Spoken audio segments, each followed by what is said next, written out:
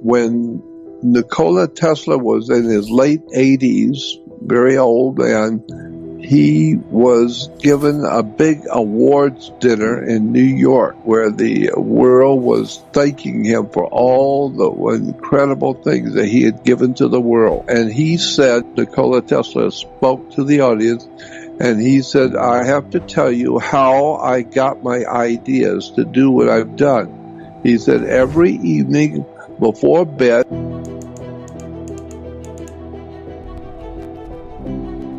your brain as a human has nothing to do with your creativity, with your ideas and your understanding of things. The brain is designed to do only one thing and one thing only. It is to control the mechanisms of your body. It controls the electrical impulses that go to your muscles so that you can walk, so you can run, so you can climb. It controls your body's muscles. It controls the movement of the human body. It controls the blinking of the eye, the swallowing of water. It controls everything in your body. It's nothing more than a controlling mechanism for your human body. But when it comes to your imagination, your creativity, the ideas and concepts that come out of you, we have, as scientists, no idea in the world where your spiritual perceptions come from, where your thoughts come from. We have no idea at all. All that we know is it has nothing to do with your brain. Your brain does not give you inspiration. It merely takes care of your body. And so, therefore, where do your thoughts come from? When the great composers were composing the beautiful music, where do those ideas for the music come from?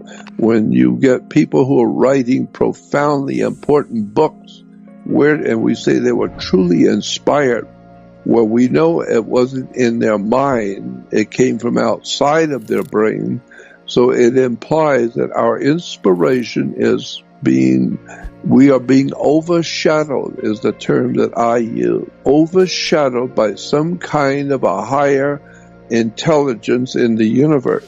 Something out there is feeding us information, and it's called inspiration. We are being inspired.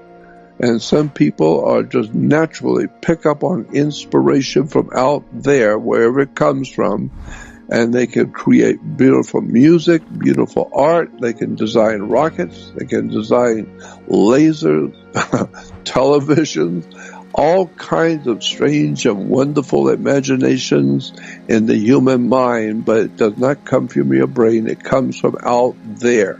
And so when you listen to the composers of music, you can tell they were inspired. They didn't just read it out of a book. If you understand what they were doing, they're not just picking sounds that sound nice. No, it was mathematical. It was very deep understanding of the creation of the universe, the breathing in and the breathing out of the universe. It had to do with an occult, heavy-duty science of vibrations, rhythms, and how and they could change the whole concept of a nation by music.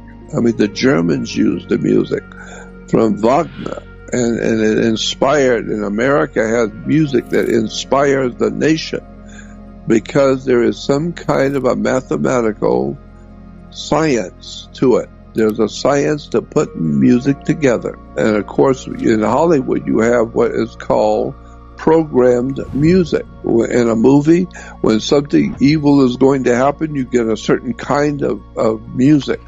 When something is going to be funny and silly and to be laughed at, you get that kind of music behind it. So it's programming your mind with music, so that you are inspired to get the idea out of the movie. So inspiration is not part of what the brain does. Inspiration comes from outside the brain. I believe that the human family, the human people on the earth, Their brains are a computer, where it's an incredible computer. It's alive, and that computer runs on wiring. And we're told that our blood vessels and our nerves are miles and miles of nerve endings in our body. That's the wiring for the computer to all the body, to control the body. The brain needs to be able to send messages out to certain nerves for you to do certain things. And so the brain is a computer, and I believe that what we call God is some kind of for a lack of a better term, some sort of a Wi-Fi unit. You can have 100 different computers in a room, and they're all on one Wi-Fi unit, which means all 100 computers can be doing 100 different things, tuning into different places and doing different things, and they're all getting it from one source, from a Wi-Fi unit. And so something is guiding our destiny. Something out there is guiding our thinking. And if you've ever seen a flock of birds, large flocks of birds with thousands of birds, and you see them all flying in one direction, and then instantly, in an absolute 1 second instant, they all turn, all the birds turn and go a different way. And they all then flip back and turn and go a different way.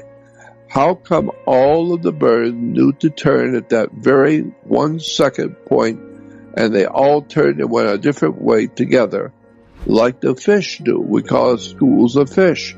And I've seen it where the fish are thousands of fish, and they're all sailing along together, and instantly, all of a sudden, they all go in a different direction. How is that possible? One incredible story about how the brain communicates with the heavens, and the heavens communicate with you. And we know that the planets and the sun and the moon affects your brain. And the planets all have a resonant frequency, and each one of those planets, when you were born, affected your mind. When you were born, you came out of your mother into the world, and the sun has a profound electrical field on the earth that is causing incredible stuff to happen. Our weather, the moon affects people. It affects the female. It affects her periods once a month. Is caused by the moon. The moon pulls the oceans of the world. We know that the moon affects the oceans. Why? Because they're water, and the moon affects water. And this is why your body is like 76% water. So how does the moon affect you at the full moon? Well, it causes you to get silly and crazy, sometimes really crazy. So we call you a lunatic. Why? Because the moon is affecting your blood. It's affecting your brain. The vibrations in your mind are being affected by the sun, the moon, Mars, Jupiter. And so women are from Venus and men are from Mars, meaning our minds operate differently because of the way we're born.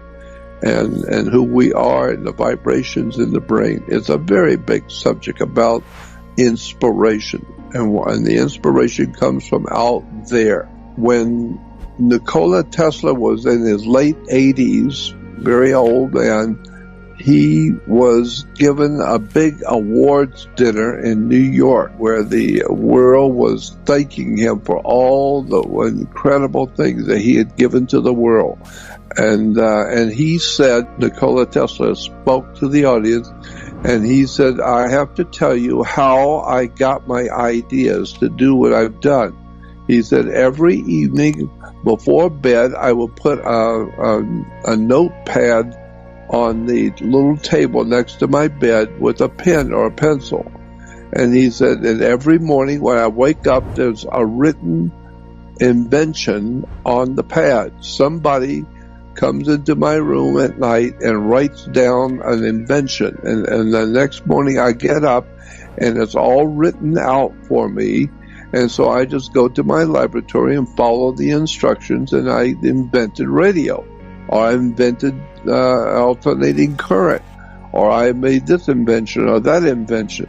And today Nikola Tesla has lit the world and given us radio and all kinds of wonderful things this man gave to the world. but he said he was inspired by someone writing it down when he was sleeping. And so that's inspiration. To inspire comes from the word spire, to like perspire, inspire. And so spire is to breathe together. Breathing is spire. And so someone was breathing into him their ideas and coming from somewhere else. So that was one point I wanted to make about inspiration, is it doesn't necessarily come from you. It comes from out there.